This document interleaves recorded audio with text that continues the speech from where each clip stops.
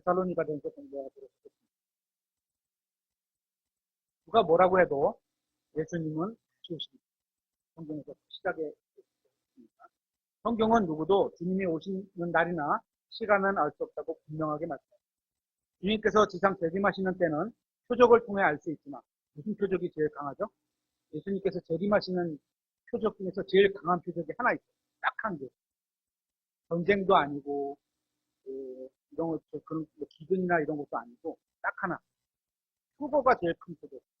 휴거가 일어난 다음에 그 다음에 오시게 되는 거니까 휴거가 제일 큰 표적이고 나머지는 표적들이 일반적으로 있는 거고 그러다가 계시록에서 제일 큰 전쟁이 있다. 이렇게 얘기가 됩니다.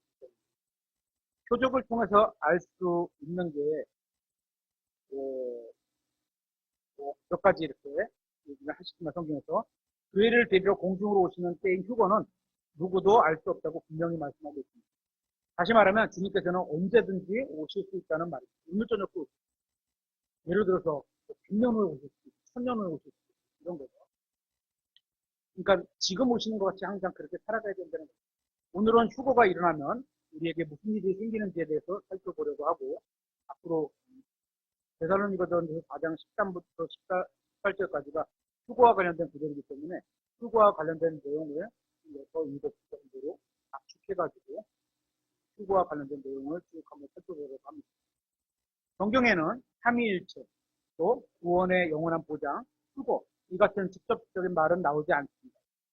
하지만 분명히 그 개념은 나옵니다. 지난 시간에 우리가 살폈고요. 그래서 우리는 편의상 이러한 용어들을 그냥 사용하고 있는 겁니다.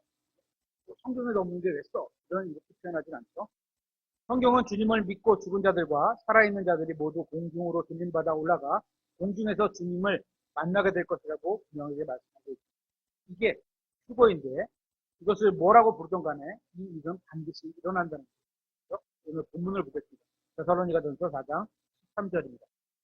그러나 형제들아 잠자는 자들에 관하여 너희가 모르기를 내가 원치 아니하노니 이것은 너희가 아무 소망 없는 다른 사람들 같이 슬퍼하지 아니하게 하려 합니다. 예수님께서 죽으셨다가 다시 일어나셨음을 우리가 믿거든. 이게 복음이죠. 그와 같이 예수님 안에서 잠자는 자들도 그분께서 그분과 함께 데려오십니다. 예수님께서 죽으셨다가 다시 일어나셨음. 이 내용이 고린도전서 15장에서 보는 복음이죠.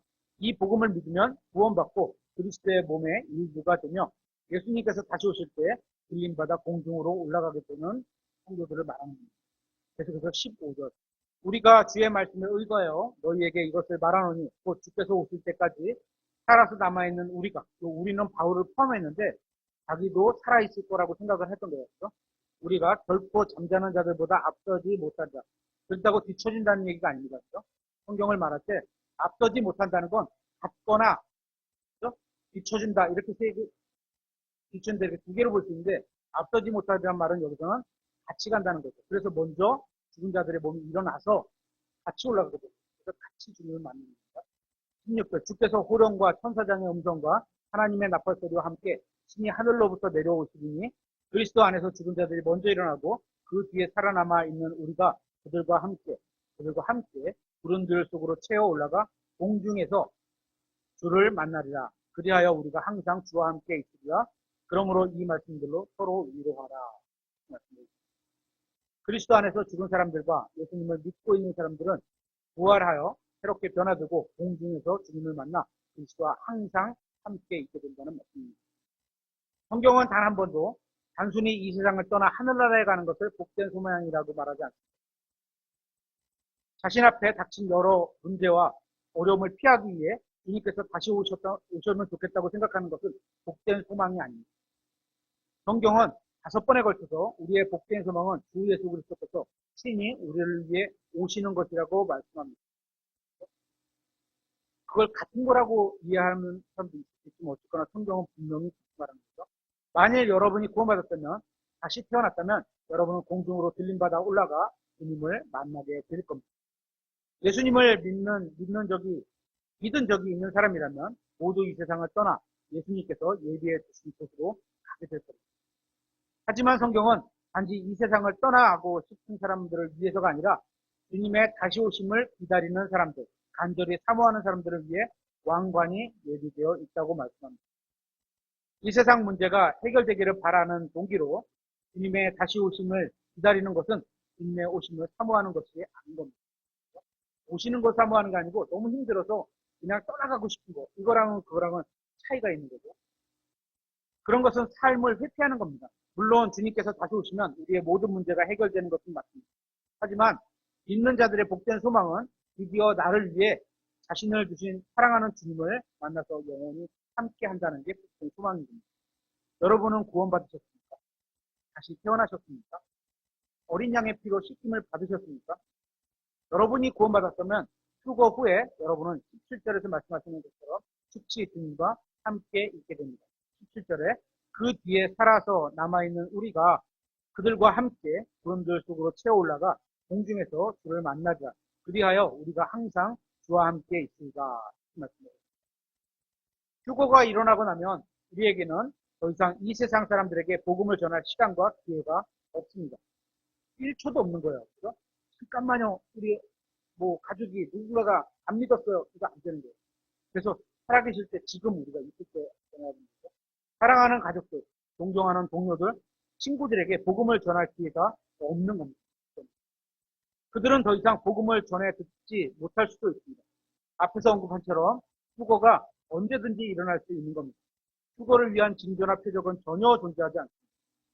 지금 이후 언제든지 아버지 하나님께서 결정만 하시면 휴거가 일어납니다. 만일 복음을 전해야 할 사람이 있다면 지금 서둘러서 복음을 전하는 것이 가장 바람직한 것입니다. 관계를 바로잡아야 할 누군가가 있다면 서둘러서 서로 그죠? 미안했다, 그죠? 잘못했다, 아니면 내가 용서해줄게, 이렇게 해서 바로잡는 게 좋습니다. 회개할 것이 있다면 서둘러 회개하는 것이 좋습니다. 주님께서는 지금 이 시간 오실 수도 있기 때문입니다. 그러니까 해야 할 일이 있다면 서둘러서 미리미리 해두십시오. 다시 17절에 그 뒤에 살아서 남아있는 우리가 그들과 함께 구름들 속으로 채워 올라가 공중에서 주를 만나자. 그리하여 우리가 항상 주와 함께 있습니다. 휴거가 일어날 때 예수님께서는 아버지의 오른편에 앉아 계시던 셋째 하늘을 떠나 우주 공간이 둘째 하늘을 지나 지구의 대기권인 첫째 하늘로 오실 겁니다. 그러니까 우리는 물리적인 공간 개념 때문에 거리하고 시간하고 관계가 비례죠. 내가 1시간에 1km 가면 2시간 가면 2km밖에 못 가는데 영의 세계에서는 안 그런 거죠. 아무리 거리가 길어도 쑥 오실 수 있는 거죠. 그리고 우리는 각자의 이름을 듣고 구름들 속으로 채워 올라가게 될 겁니다. 은서라 이리로 올라오라. 각자 이름을 듣게 된 거죠. 우리는 공중에서 공기가 있는 이 공중이 인기에어예요. 인기에어. 그래서 에어가 공기 이런 거 숨을 쉴 수 있는 공기잖아요. 거기 안에 그러니까 구름층 약간 위에 여기 정도가 되겠죠.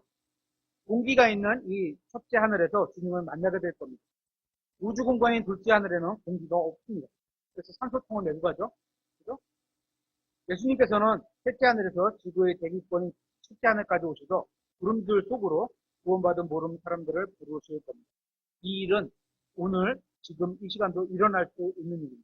이 일은 날씨나 환경이나 과학기술에 상관없이 2000년 기독교 역사 중 어느 때라도 일어날 수 있었고 지금도 마찬가지입니다. 다시 말하면 우리도 언제든지 이 세상을 떠나 공중에서 주님과 만나게 될 수 있는 겁니다. 만일 오늘 예수님께서 공중으로 오신다면 우리에게 어떤 일이 생길까? 한번 찾아보겠습니다. 고린도 후서 5장 1절입니다.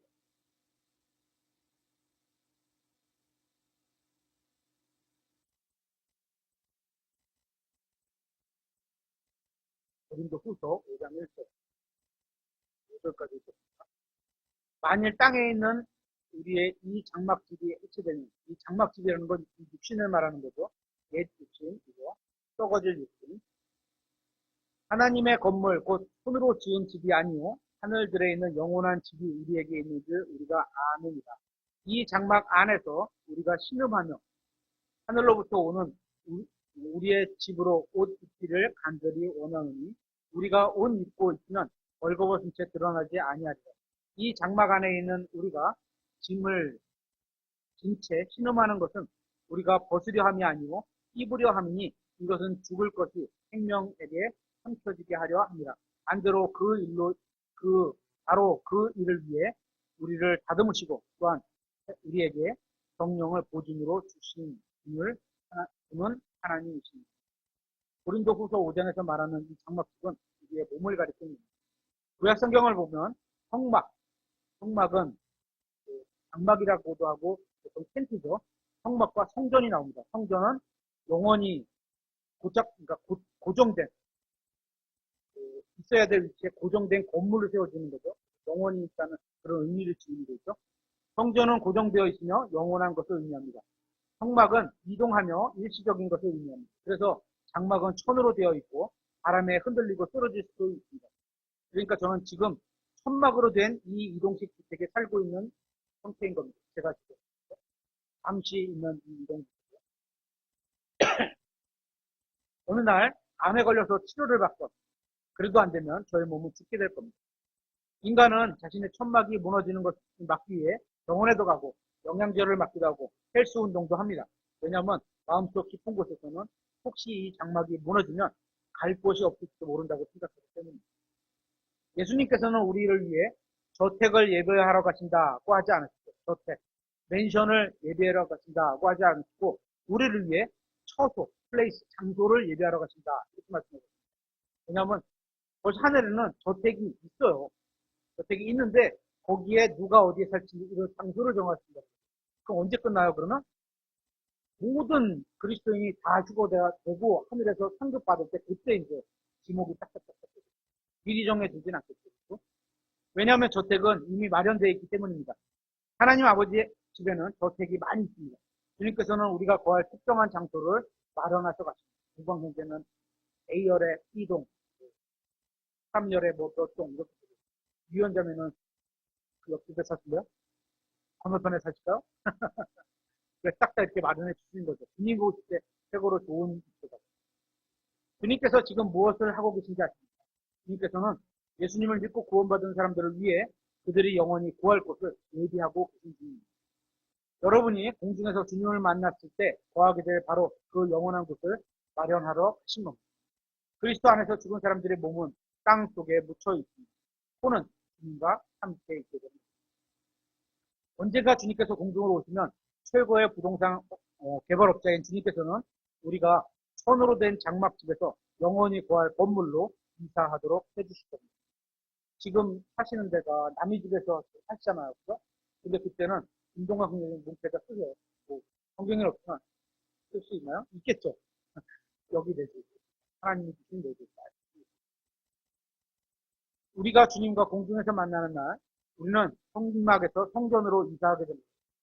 이 장막집에서 영원히 거할 집으로 이 몸은 하나님께서 우리를 위해 특별히 마련해 두신 것이며 지금도 구원받은 사람들을 위해 하나씩 마련해 주고 있습니다.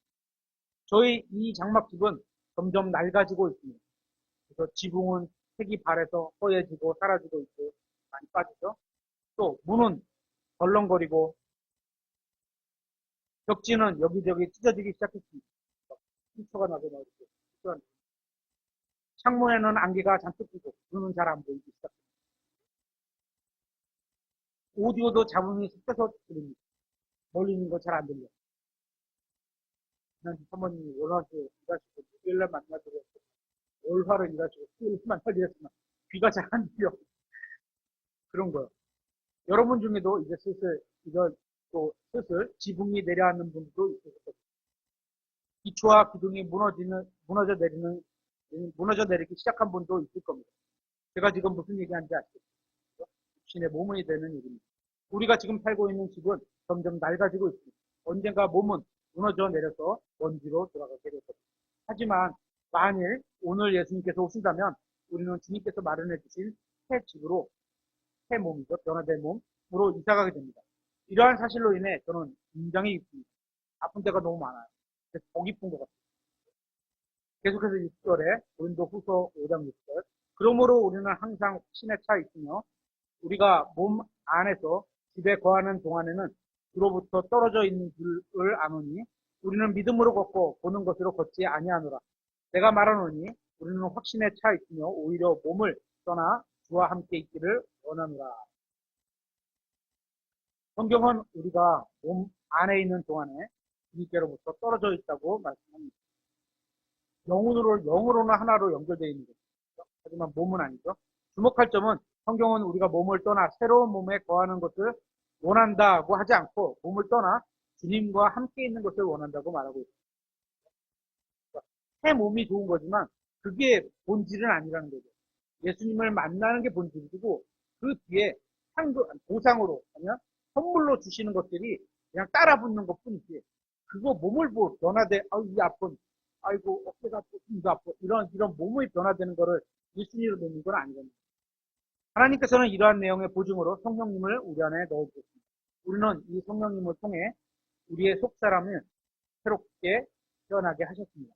언젠가 겉사람도 새롭게 될 겁니다. 왜? 몸이 변화될 거니까. 언젠가 우리는 이 낡은 집을 떠나 영원히 무너져 내리지 않는 새 집에 거하게 될 겁니다. 언젠가 주님께서 공중으로 오시면 우리는 더 이상 이 교회 건물 안에 모이지 않을 겁니다. 그죠? 그때는 월세 누가 내죠? 알아서 하셨죠. 아니야, 이 건물 주인도 예수님 믿으셨다고 하고 믿으신 것 같으니까 같이 올라가면 받으실 분도 없겠죠. 만일 교회에 다니는 분들 중에 아직 구원받지 못한 분이 있다면 구원받은 사람들은 모두 사라져버린 것을 보게 돼 있습니다. 그런 휴거라는 영화가 있잖아요. 어린이날 갑자기 1950년대 만든 영화에 보면 비행기를 타고 가다가 그죠? 한 명이 없어집니다. 조종사가 없어집니다. 그래서 그걸 대비하기 위해서 예수님 믿지 않는 사람을 이렇게 세웠다. 그런 얘기가 있는데 근거를 찾기가 어렵더라고요. 옛날엔 진짜 그랬을 수 있어요. 미국은 그럴 수 있어요. 기독교 신앙을 갖고 있으니까 그럴 수 있어요. 지금도 그랬으면 좋겠어요. 자신을 제외하고 모든 사람들이 사라져버린 것을 보게 된다면 근데 어떤 책에 보면 이제 어느 날 교회 왔는데 성도들이 한 명도 없고 목사님만 왔어요. 이거 되고 그런 책 못 보셨죠? 그런 책 있어요. 끔찍한 얘기. 다 어디 가셨을까? 전화해봤는데 아무도 안 받아. 저는 진짜 제정신이 아니에요. 나만 안 믿었나? 빌립보서 3장 20절에 이렇게 썼습니다. 우리의 생활 방식은 하늘에 있으며 또한 거기로부터 오실 구원자 주 예수 그리스도를 우리가 기다리고 있는데 그분께서는 참으로 모든 것을 자기에게 복종시킬 수 있는 능력을 써서 그 능력대로 우리의 천한 몸을 변화시켜 자신의 영광스러운 몸과 같게 만드시다. 그러니까 자신에게 복종시킬 수 있는 능력을 갖고 계시다고 했었는데 그죠? 하나님이 은설이가 하나님께 어? 헌신하도록 하라 이렇게 복종시킬 수 있는 능력이 있으실까요 없으실까요? 근데 그렇게 하실까요 안 하실까요? 왜 안 하실까요? 이번 주 설교 중에 이제 부탁을 그랬습니다. 그러니까 대단한 위대한 하나님. 제가 봤을 땐 진짜 위대한 거. 저 같았으면 다 복종해! 것 같아요. 더 위대한 하시는 하나님. 우리 중에도 자신의 외모에 신경 쓰는 분들이 많을 겁니다. 성경은 우리의 몸에 대해 무엇이라고 표현하고 있는지 아십니까? 천하다고 합니다. 천하다. 아무리 예쁘고 잘생겨도 우리의 몸은 천한 몸에 불과합니다. 몸짱 많잖아요. 멋있잖아요. 뭐 멋있지 않은 건 아닙니다. 멋있는 거예요. 근데 그게 그 어떤 그 존재의 가치에 또 영원한 생명에 영원한 일에 이게 영향이 있지 않는다는 거죠. 비참하고 형편없고 보기 좋지 않고 가치가 별로 없다는 겁니다. 성경에서 그런 몸은 성경에서 볼 때는 별로 쓸모가 없다는 거죠. 영에 대해서는 영적으로 쓸모가 없습니다. 이 세상에서 아무리 예쁘고 잘생기고 날씬하고 근육질 몸을 가졌다 해도 하나님께서 보실 때는 그저 천한 몸을 가지고 있을 뿐입니다. 하나님 앞에서는 비참한 존재에 불과하다는 겁니다. 주님께서 무엇을 말씀하시고 하신지 아십니까? 우리의 이 천한 몸이 이거를 위해 살지 말라는 겁니다. 육신을 위해 사는 것은 아주 가치가 낮은 일, 가치가 없다 이렇게 표현할 수는 없어요. 하지만 가치가 낮은 일, 가치가 있는 일에다가 욕심을 쏟아 살아가요. 여기서 잠시 우리가 받게 될 몸의 특징을 한번 살펴보겠습니다. 이 몸은 영적인 몸이지만 물질적이기도 합니다. 왜냐하면 부활하신 예수님의 몸이 문을 그냥 통과하실 수 있는 몸이기도 하지만 음식을 먹을 수 있는 몸이기도 해요. 그래서 물질적이기도 합니다. 물질적인 법칙에 국한되지는 않지만 만지고 느낄 수 있는 몸이죠. 만져봐라.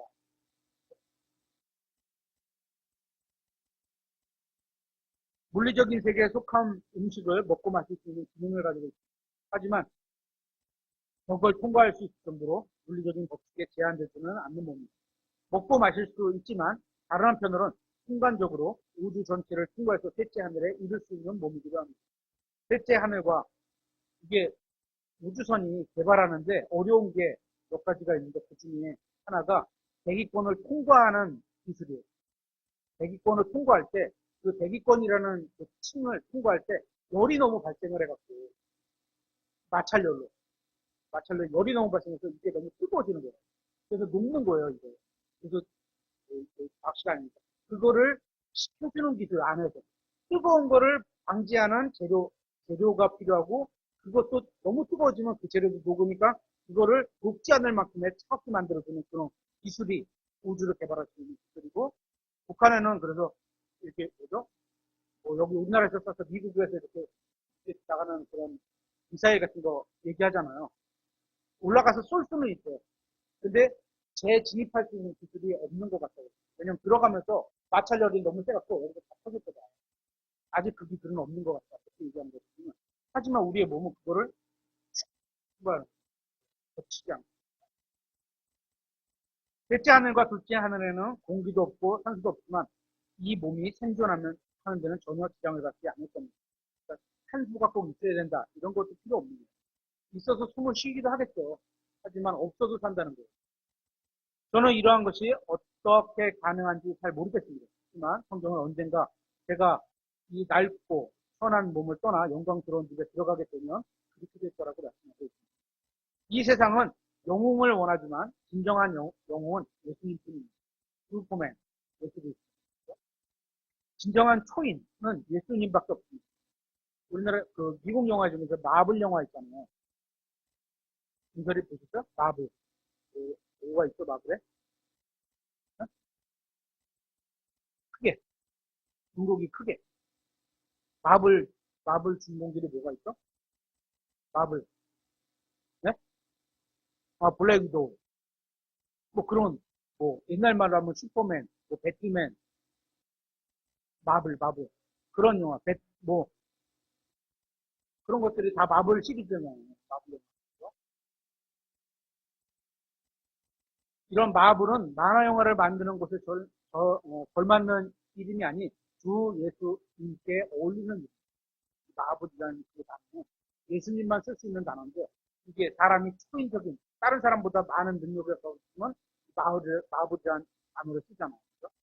진정한 어벤져는 하나님밖에 없는 거예요. 어벤져스에 갖고 막 방패 있는 그 아메리칸, 캡틴 아메리카, 뭐죠? 왔다 갔다 하는 스파이더맨, 이거 다 마찬가지죠. 진정한 어벤져스는 아니죠. 우리가 받게 될 변화된 몸은 그 형태를 변형시키거나 바꿀 수 있는 몸입니다. 그래서 예수님이 부활하신 이후에 제자들은 그분을 봤지만 알아보지 못했습니다. 배에서 딱 와서 그물을 던져라. 그래서 부활하시고 나서 베드로에게. 근데 그때까지도 몰라봤어요. 근데 베드로가 언제 봤어요? 말씀이 이루어진 걸 보고서 그때 주님이구나 이렇게. 주님께서는 자신을 드러내신 후에야 주님을 알아봤습니다. 이 몸은 변형시키거나 순간에 사라지거나 반대로 순식간에 나타날 수 있는 몸입니다. 계시록 1장을 읽으면 제자들이 왜 주님을 알아보지 못했는지 알 수 있습니다. 계시록 1장에 보면 두 눈에 불꽃, 레이저가 마치 그 영화에서 그런 것처럼 기록이 되어 있잖아요. 그죠? 그러니까 우리가 봤을 때는 저분이 예수님인가 이렇게 볼 수도 없는 존재지만 봐도 알아보지도 못합니다. 우리는 항상 그 초상화에 있는 그 머리 길고 반중성 남자 같은 그 이쁘장한 그 그림에 있는 그 인물만 예수님이라고 생각하지 성경 예시록에 있는 그 써있는 대로의 예수님은 생각을 잘 안 하죠. 주님께서는 돌아가실 때 평범한 유대인의 모습으로 돌아가셨지만 부활하실 때는 눈이 불꽃 같고 머리와 머리털은 양털같이 휘고 두 발은 용광로에 달군 정제된 녹 같고 음성은 많은 물소리와 같은 모습으로 바뀌었기 때문입니다. 예시록에 이렇게 나오잖아요. 사람들이 상상해서 만들어낸 예수님은 금발의 백인 남성의 모습을 하신 적이 단 한 번도 없다는 겁니다. 백성이, 성경이 묘사하는 그분의 모습은 완전히 그런 모습이 아닙니다. 만일 예수님께서 지금 오신다면 저는 이 천한 낡은 몸에서 영광스러운 몸으로 이사하게 될 겁니다. 제가 이사가게 돼서 새로운 몸이 되면 예수 그리스도의 몸과 같은 종류의 몸이 되는 겁니다. 요한일서 3장 1절에 이렇게 되어 있습니다. 보라 아버지께서 어떠한 사랑을 우리에게 베푸사 우리가 하나님의 아들들이라 불리게 하셨는가. 그러므로 세상이 우리를 알지 못함은 그분이 그분을 알지 못하였기 때문이다. 사랑하는 자들아 이제 우리는 하나님의 아들들입니다. 이런 표현 보고서 우리가 하나님의 아들들이니까 은설이가 남자를 전한다. 이런 말은 성경에 없습니다. 그렇죠? 다른 구절에 보면 하나님의 아들들, 딸들 이런 표현이 확실하게 있어요. 그렇죠? 하나님의 아들들, 딸들. 그러니까 성결이 안 전한다고 보는 게 더 건전한 것 같아요. 남자가 여자를 전한다. 그러니까 뭐 쏟고 올라간다. 그런 표현은 성경에 없으니까 굳이 갈 수가 없는 거죠. 우리는 예수 그리스도를 믿고 하나님의 아들들이 되었습니다. 아들들이라는 게 상속의 대상이 되었다는 그런 표현이죠. 하지만 지금은 속사람만 하나님의 아들들이 되었고 겉사람은 아직 하나님의 아들들이 아니라 사람의 아들로 되는 거죠. 겉모습만 보면 누가 구원받았는지 아닌지 알 수 없습니다. 그렇게 할 수 있다고 주장하는 자들은 모두 비성경적인 주장을 하고 있는 것 뿐입니다. 누가 구원받았는지 아닌지는 아직 겉으로는 드러나지 않았습니다. 2절 뒷부분을 보면 우리가 앞으로 어떻게 될지 아직 나타나지 아니하였으나 아직 나타나지 않았는데 나타난 걸로 본다는 건 거짓말이죠. 그분께서 나타나시면 우리가 그분과 같게 될 줄을 우리가 그분을 그분께서 계신 그대로 볼 것이기 때문이다. 지난주 목사님 통한 설교에서도 예수 그리스도와 같게 된다. 이런 거 있습니다. 우리는 무엇을 기억해야 하나? 장차 우리의 모습은 예수님과 같게 될 것이다.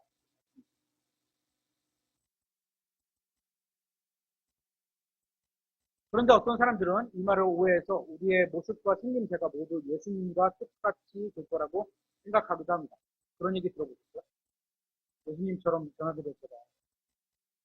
이런 생각은 추측에 불과하고 성경적인 지지받기 어렵습니다. 새를 한번 생각해 보겠습니다. 새들은 공통점을 가지고 있지만 그 종류는 매우 다양합니다. 새가 종류가 워낙 많죠. 아까도 그 사모님하고 전도제 돌리러 나왔는데 강아지 종류가 너무나 많은 거예요.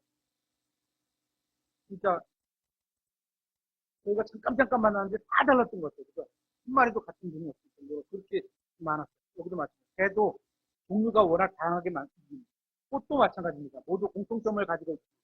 새라는 공통점, 꽃이라는 공통점, 강아지라는 공통점이 있지만 모두 다 다른 수백만 종의 꽃으로 존재하고 수십 종의 강아지로 존재하고 존재하는 겁니다. 찾아보겠습니다. 고린도전서 15장 35절.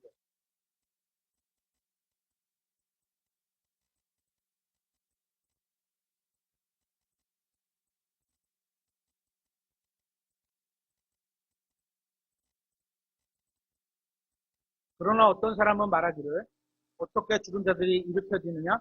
그들이 어떤 몸으로 오느냐 하리니 만일 가족 중에 여러분 가족 중에 주님 안에서 잠든 분이 있다면 예수님을 믿고 돌아가신 분이 있다면 이제 잘 보시기 바랍니다. 주님의 말씀이 축복과 위로가 될 겁니다. 그래서 36절에 너 어리석은 자야 내가 뿌리는 것이 죽지 아니하면 살아나지 못하며 우리가 씨를 뿌리면 씨가 썩어서 죽어야지 하나의 미랄이 되는 거 미랄이 썩어서 죽어야지 일이 다 올라오는 거잖아요. 그죠? 또 내가 뿌리는 것에 대해 말하자면 내가 앞으로 있을 그 몸을 뿌리지 아니하고 밀이든 다른 어떤 곡식이든 다만 벌거벗은 알갱이를 뿌리지만 하나님께서 친히 기뻐하신 대로 그것에게 몸을 주시니 각각에 대한 몸이 있다는 거예요. 밀은 밀의 몸, 쌀은 쌀의 몸, 보리는 보리의 몸, 사람은 사람의 몸 모든 씨에게 그것 자체의 몸을 주십니다. 다른 사람에 대해 사람도 마찬가지예요. 각자에게 우리에게 다 다른 모양의 몸을 주셨어요. 어떤 사람은 팔이 건강한 사람이 있고, 어떤 사람은 귀가 건강한 사람이 있고, 어떤 사람은 눈이 건강한 사람이 있고, 골고루 건강한 사람도 있고, 골고루 약한 사람도 있고. 다른 사람에 대해 이야기하면서 어리석은 자라고 하는 말은 듣기 좋은 말은 아닙니다. 누가 저한테, 은국이한테 얘기하면 싫어할 거 아니에요. 저한테, 은국이가 저한테, 에이, 어리석은 선생님, 딱 그러면 제가 좋아할까요? 안 좋아하겠죠. 음. 그럼에도 성경은 어리석은 자에 대해서 말씀하시는 겁니다. 이 말씀을 보면 땅에 심긴 씨앗은 죽었다가 다시 살아납니다. 아름다운 꽃과 농작물이 땅에 죽은 씨앗으로부터 나오는 겁니다. 독자 중에 가족이 주님 안에서 잠든 분이 있습니까? 여러분은 아마 사랑하는 가족의 죽은 몸을 땅에 묻은 겁니다. 나중에 주님께서 오시면 여러분이 묻은 그 몸과 비교할 수 없을 만큼 아름다운 몸으로 사랑하는 가족이 부활하게 됩니다. 그래서 39절에 모든 육체가 같은 육체는 아니니 한 종류는 사람의 육체요, 다른 것은 짐승의 육체요, 다른 것은 물고기의 육체요, 다른 것은 새의 육체라. 다 종류마다 다른 육체를 갖고 있는 거죠. 요새로 말하면 이게 어울릴지 모르지만 DNA가 다르다, 이렇게 표현할 수 있겠죠. 또한 하늘에 있는 몸들도 있고 땅에 있는 몸들도 있으나 하늘에 있는 그것들의 영광이 이러하며 땅에 있는 것들의 영광이 저러하니라. 해의 영광이 이러하고 달의 영광이 저러하며 별의 영광이 또 다르니 이별과 저별이 영광면에서 다르도다. 죽은 자들의 부활도 이와 같으니. 성경이 지금 무엇을 말씀하고 있는지 아십니까? 모든 육체가 다 같은 육체라고 말씀하십니까? 모든 육체의 영광이 다 같다고 말씀하십니까? 이것도 아닙니다. 같은 육체, 같은 종류의 육체라도 서로 다릅니다. 같은 인간의 육체라도 서로 다른 것처럼 나갑니다. 부활한 몸도 이와 같습니다. 같은 종류의 영적이며 영광스러운 몸이지만 서로 모양은 다를 수 있습니다. 따라서 그리스도의 변화된 몸도 같은 종류의 영광스러운 몸이지만 서로 다른 몸이라고 보는 것이 타당하다고 생각합니다. 그래서 다시 이절에 그것은 썩는 것 가운데서 뿌려지고 썩지 않는 것 가운데서 일으켜지며 수치 가운데서 뿌려지고 영광 가운데서 일으켜지며 연약한 가운데서 뿌려지고 권능 가운데서 일으켜지며 본성에 속한 몸으로 뿌려지고 영에 속한 몸으로 일으켜지나니 본성에 속한 몸이 있고 영에 속한 몸이 있습니다. 지금 우리가 입고 있는 게 본성에 속한 몸이죠. 앞으로 변화될 게 영에 속한 몸입니다. 썩는 것은 우리의 현재 몸이고 썩지 않는 것은 변화된 몸입니다. 수치 가운데 뿌려진 것은 현재의 몸이고 영광 가운데 일으켜지는 몸은 변화된 몸입니다. 연약한 가운데 뿌려진 것은 현재의 몸이고 권능 가운데 일으켜진 것은 또 변화된 몸입니다. 본성에 속한 몸이 현재의 몸이고 영에 속한 몸은 변화된 몸입니다. 저에게 둘 중 하나를 선택하라고 하면 변화된 몸을 선택하겠습니다. 저 자신의 의가 아닌 하나님의 의를 선택하겠습니다. 왜냐하면 육신이 건강하면요, 육신이 머리가 좋고 외모가 좋고 체력이 있고 건강하고 이렇게 되면 자신의 자아를 드러낼 가능성이 너무나 높아요. 근데 그게 약하면 우리 복음성가도 그런 거 있어요. 내가 강할 때 예수님이 약해지고 내가 약할 때 예수님이 강해지고 제 자신이 아닌 예수 그리스도를 선택하는 게 훨씬 선명한 선택입니다. 다시 구절을 보겠습니다. 고린도전서 15장 49절. 우리가 땅에 속한 그 사람의 형상을 지닌 것 같이 아담이죠. 또한 하늘에 속한 그분의 형상을 지니게 되죠. 예수 그리스도. 하나님의 형상이신 예수 그리스도. 하나님께서 처음에 사람을 창조하실 때 하나님의 형상과 모양으로 이렇게 되어 있잖아요. 그렇죠? 그 형상이 예수님이에요. 그러니까 우리가 예수님 같은 몸을 입고 예수님 같은 생각을 하고 예수님 같은 일을 하고 예수님 같은 말을 하고 예수님 같은 행동을 하는 게 하나님의 형상이 됩니다. 인간은 하나님의 형상대로 창조되었습니다. 하나님의 형상은 인간의 겉모습을 의미하는 것이 아닙니다. 하나님은 흑인도 아니고 백인도 아니고 동양인도 아닙니다. 머리색이나 피부색이나 키나 몸무게는 하나님의 형상과 아무런 관계가 없습니다. 예수님께서 키가 얼마나 되셨을까요? 모르죠. 모르죠. 저보다는 크셨을 것 같을 때 모르죠. 이런 외적인 거는 아무런 하나님 형상과는 관련이 없습니다. 하나님의 형상은 종류와 관련이 있는 겁니다. 뭐? 어떤 거? 하늘에 속한 몸에 관련. 하나님께서 삼위일체로 존재하시는 분인 것처럼 인간도 삼중적인 존재로 창조되었다는 겁니다. 그래서 하나님은 삼위일체로 존재하시면서 아버지 하나님 혼의 역할을 하시면, 그죠? 아들 하나님 육체의 역할을 하시면, 성령 하나님 영의 역할을 하시면, 이 삼위일체가 한 하나님의 새 신격이 되십니다. 그죠? 그래서 이분도 하나님, 이분도 하나님. 하지만 이분 둘은 같은 분이 아닙니다. 이분도 하나님, 이분도 하나님, 같은 분이 아닙니다. 이분도 하나님, 이분도 하나님만 같은 분이 아니죠. 하지만 다 하나님. 한 하나님. 다가 아니고 한 하나님. 이렇게 얘기하죠. 사람도 마찬가지예요. 사람에게는 영혼 몸이 있는데 영과 혼과 몸이 다 다른 거예요. 하지만 그 세 개를 묶어서 우리가 사람 이렇게 말하잖아요. 은설이에게도 영이 있어. 혼도 있어. 몸도 있어. 은설이의 몸은 누구예요? 은설이에요. 혼도 은설이고 영도 은설이에요. 근데 하나님은 하나님의 속성을 다 갖고 계세요. 뭐 몸무에 속한 예수 그리스도, 또 혼에 속한 아버지 하나님, 영에 속한 성령님 이렇게 셋이 각각 하나님의 존재성을 하나님의 속성을 다 동일하게 갖고 묶어서 하나가 아니고 여기도 하나님, 여기도 하나님, 여기도 하나님 이렇게 하나님의 속성, 하나님의 속성 다 완벽하게 갖고 있어요. 근데 사람은 그게 지금 안 됩니다. 사람은 혼대로 혼의 생각 따로, 육적인 생각 따로, 영적인 생각 따로. 혼이 이쪽 붙었다가 저쪽 붙었다가 혼의 생각 이렇게 왔다 갔다 하는 거죠. 한 하나님 같은 그런 생각을 할 수가 없습니다. 그래서 그래서 50절. 형제들아, 이제 내가 이것을 말하노니 그 살과 피는 하나님의 왕국을 상속받을 수 없으며 썩는 것은 썩지 않을 것을 상속받을 수 없느니라. 그렇다고 하나님의 왕국에 올라갈 때 살과 피가 없냐? 쏟고 내려가냐? 그런 말은 없습니다. 보라, 51절 보라. 내가 너희에게 한 신비를 보이노니 우리가 다 잠자지 아니하고 마지막 나팔 소리가 날 때 눈 깜짝할 사이에 순식간에 다 변화되자. 눈 깜짝할 사이가 얼마나 빠른 시간이죠? 찰나라 그러잖아요. 찰나. 얼마나 빠른 거죠? 그거를 한번 시간을 해보세요. 진짜 뭐한 50분의 1초? 1초로 50분으로 50개 중에 한 개? 그 정도로 짧은 시간이죠. 그 정도로 짧은 시간에 우리가 변화되는 걸 느끼지도 못하는 거예요. 하나님이 말씀하시면 몸이 썩을 몸아 썩지 않는 몸으로 변해라 그러면 딱 그냥 나 딱도 아니야.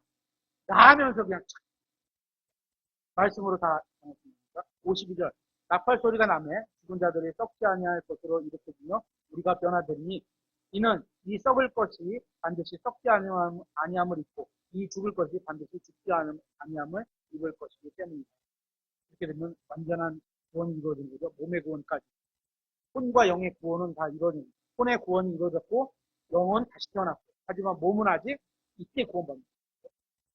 제가 입증할 수는 없지만 아마 그렇지 않을까라고 생각하는 것이 하나 있어요.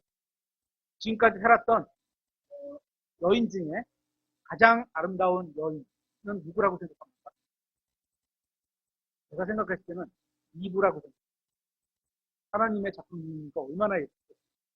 그리고 아담이 다른 여자를 못 봐서 그랬는지 몰라도 딱 보자마자 와, 내 살 중에 살이요. 뼈 중에 뼈라고 그냥 너는 나다. 이런 표현이잖아요.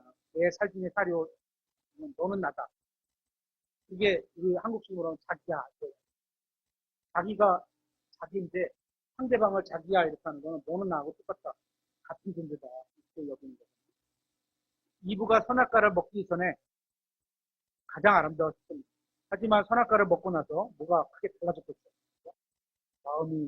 마음에 죄가 생기고 환경이 바뀌고 그녀 안으로 죄가 들어와 지금 우리의 몸처럼 점점 썩어 들어가는 몸으로 변하게 되었을 겁니다. 마찬가지로 인류 역사상 가장 잘생긴 남자는 아담이었을 거라고 저는 생각합니다. 여러분이 지금 보고 있는 것은 진화가 아닌 퇴화입니다. 세상은 진화된다고 하잖아요. 그렇죠? 근데 실제적으로 어떻게요? 아담부터 지금까지 점점 몸의 기능이 약해져요. 그때는 1000년 살았는데 지금은 몇 년 살아? 길게 살아야 7, 80년 되는 요새는 의료가 발달해서 한 거의 90년, 100년 살잖아요. 그래서 점점 생명이 점점 짧아지는 거죠. 길게 놓고 보면. 그러니까 점점 퇴화가 되는 거죠. 인류의 도덕과 정신뿐만 아니라 모양도 점점 추해지고 악해지고 있습니다. 저는 현재 인간의 도덕과 외모 모두 과거의 인간에 비해 추해지고 악해졌다고 믿습니다. 왜냐하면 타락한 인간 안에 들어온 썩음은 6천년간에 점점점 진행돼서 점점 더 썩었을 거라고 생각하기 때문입니다. 창세기와 사사기와 역사서를 지나올수록 인간의 수명은 점점 줄어들고 있는 것입니다. 그만큼 육체의 기능이 나빠지는 거죠. 인간의 내부에는 썩음이 진행되고 있습니다. 그래서 오죽하면 음식을 먹고 나서 죄송합니다. 더러운 얘기죠. 가스가 나오거나 뒤로 가스가 나올 때 냄새가 안 좋잖아요. 그죠? 그런 것들. 안에가 점점 더워지고 썩어진다는 얘기입니다. 지금 예수님께서 오시면 우리의 이 몸은 완전히 변화되어 예전에 한 번도 보지 못한 영광스러운 몸, 방구를 껴도 향기로운 냄새가 날까? 방구를 안 끼게 있지만 어쩌나 껴도 향기로운 냄새가 날 것 같아요. 여러분의 가족들을 한번 볼까요? 만약에 그들이 구원받았다면 지금 예수님께서 오신다면 그들은 모두 순식간에 변화돼서 여러분이 한 번도 여기까지 보지 못한 아름다운 모습, 또 영광스러운 모습으로 변화된 것을 보게 될 겁니다. 세상에서 가장 아름다운 아들과 딸들, 그리고 여러분의 아내와 남편으로 변화될 겁니다. 전에는 한 번도 본 적이 없는 영광스러운 친구의 모습을 보게 될 겁니다. 주님께서 오시면 우리는 모두 이렇게 변화될 겁니다. 만약에 우리가 육체만을 위해 모든 시간과 재산과 힘을 낭비하고 있다면 우리는 완전히 시간 낭비하고 있는 겁니다.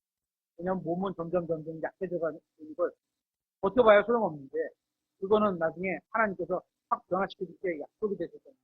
거기다가 너무 많은 시간을 쓰지 말아야 됩니다. 쓰지 마라가 아니에요. 건강하게 우리가 주님의 일을 하기 위해서는 건강도 유지해야 되고 체력도 있어야 되고 그러니까 또 외모도 어느 정도 준수해야 되고 이런 게 필요하지만 거기다 너무 많은 걸 쓰면 낭비라는 거죠. 이 세상에서 아무리 잘생기고 예쁜 사람이라 할지라도 우리가 변화될 영광스러운 몸에 비하면 그저 선하고 더럽고 귀찮은 모습에 불과합니다. 우리의 몸은 죄가 더 이상 뒤를 노리지 못할 정도로 영광스러운 몸이 될 겁니다. 더 이상 다른 사람을 질투하지도 않고 험담하지도 않고 미워하지도 않는 그런 마음을 갖게 될 겁니다. 우리 모두는 서로 다른 모습이지만 최고로 아름다운 모습을 갖게 될 겁니다. 왜냐하면 하나님께서 직접 만드시고 예비해 주신 몸, 그 변화된 몸을 입게 될 것이기 때문입니다. 계속해서 54절에 그리하여 이 썩을 것이 썩지 아니함을 입고 이 죽을 것이 죽지 아니함을 입을 때에는 사망이 승리 가운데서 삼켜졌도다 하고 기록된 말씀이 성취되리라. 오 사망아 너의 쏘는 것이 어디 있느냐? 오 무덤아 너의 승리가 어디 있느냐? 성경에 의하면 인간은 두 가지 저주를 받았습니다. 갈라디아서 3장에서는 그리스도께서 우리를 율법의 저주로부터 구속하셨다 이렇게 말씀하고 있습니다. 갈라디아서 3장 13절에 그리스도께서 우리를 위해 저주가 되사 율법의 저주에서 우리를 구속하셨으니 이는 나무에 달리는 모든 자는 저주를 받았느니라 하고 기록되었기 때문입니다. 율법의 저주에서 우리를 구속하셨다. 모든 사람이 율법의 저주 아래 갇혔었는데 따라서 저는 더 이상 하나님 앞에서 정죄를 받지 않게 될 겁니다. 왜냐하면 예수님께서 대신 대속을 하셨기 때문입니다. 저의 모든 죄는 예수 그리스도의 피로 씻겼습니다. 저는 그래서 율법의 저주로부터 구원받았습니다. 이제는 율법이 우리에게 하라 마라 강조를 할 수 없어요. 그리고 우리는 그걸 안 들어주세요. 그죠? 돈으로만 받은 거죠, 율법은. 하지만 이제 신약 성경에 동일한 말씀을 우리에게 주신 건 우리에게 주신 명령이에요. 그걸 율법으로 받는 게 아니에요. 그죠? 그런데 창세기 3장에 보면 율법의 저주와는 또 다른 저주가 나옵니다. 이것은 물리적인 창조물들이 받은 저주. 그리고 이 저주는 구원받은 우리의 몸 안에도 현재 그대로 남아있는 저주입니다. 그래서 사도 바울도 로마서 7장에서 이렇게 고백하죠. 오 나는 비참한 사람이로다. 이 사망의 몸에서 사망의 저주가 붙어있는 이 몸에서 누가 나를 구출하랴? 누가 구출하죠? 모르겠어요? 예수님이 구출하죠. 라고 탄식했던 겁니다. 바울은 로마서 7장을 기록할 당시 죄로부터는 구원받았습니다. 지옥으로부터도 구원받았습니다. 영원한 정죄로부터도 구원받았습니다. 하지만 이 썩을 사망의 몸으로부터는 아직 구원받지 못한 상태에 놓여 있던 겁니다. 성경은 고린도전서 15장에서 예수 그리스도께서 공중에 다시 오실 때 에베소서 4장 30절에서 말씀하시는 몸의 구속이 이루어진다고 증언하고 있습니다. 우리는 예수 그리스도를 믿고 율법과 죄와 지옥의 저주에서 해방되었지만 물리적인 세계에서 내려진 저주, 이 몸 안에 있는 저주로부터는 아직 해방되지 못했습니다. 예수님께서 공중에 나타나시면 보시면 우리는 모든 저주로부터 완전히 해방됩니다. 지금 저의 몸은 썩음을 향해 가고 있습니다. 하지만 저는 상관없습니다. 왜냐하면 주님께서 공중으로 오시면 이 천한 몸을 버리고 주님께서 저를 위해 예배해 주신 영광스러운 몸을 입게 될 것이기 때문입니다. 만약 예수님께서 지금 오신다면 우리에게 어떤 일이 일어날까요? 여러분의 이름을 부르면서 이리로 올라오라 이런 소리를 듣게 될 겁니다. 그리고 즉시 여러분의 몸은 영광스러운 몸으로 변화되어 주님 앞에 서게 될 것이고 모든 점과 흠과 주름과 상처와 고통과 질병이 사라질 겁니다. 엄청 기대가 되기는 여기 저도 점이 엄청 많은데 이것도 다 사라질 거예요. 딸이 그러더라고요. 너무 큰 거 서너 개는 빼세요. 이런데 이런 것도 다 사라질 거예요. 돈 안 주고 레이저 치고 되나? 다른 모든 그리스도인들도 여러분의 몸과 같은 영광스러운 몸으로 변화된 것을 보게 될 겁니다. 아우, 여보 오늘 저녁 나 아파. 파스 좀 묻혀줘. 이런 몸 아니고 그냥 건강해서 그럼 아픈 데도 하나도 없고 말이죠. 아침에 뭐 비타민제 이런 거 안 먹어도 되는 그런. 주님께서 다시 오시면 우리는 즉시 영광스럽고 영원한 썩지 않고 죽지 않는 예수님께서 부활하신 그 몸, 그 같은 종류의 몸을 입게 될 겁니다. 여러분은 어떤지 모르지만 저는 예수님께서 다시 오시기를 기대합니다. 얼굴과 얼굴을 대하고 그분을 만나게 되기를 원합니다. 한 절 성경을 찾아오서 읽고 마치겠습니다. 계시록 22장 20절입니다.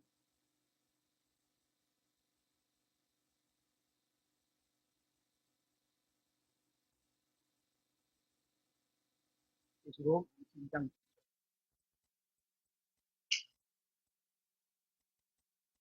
같이 읽겠습니다. 시작. 이것들을 증언하시는 분께서 이르시되 내가 속히 오리라 하신도다. 아멘. 예수님이여 과연 그와 같이 오시옵소서. 예수님이 속히 오시기를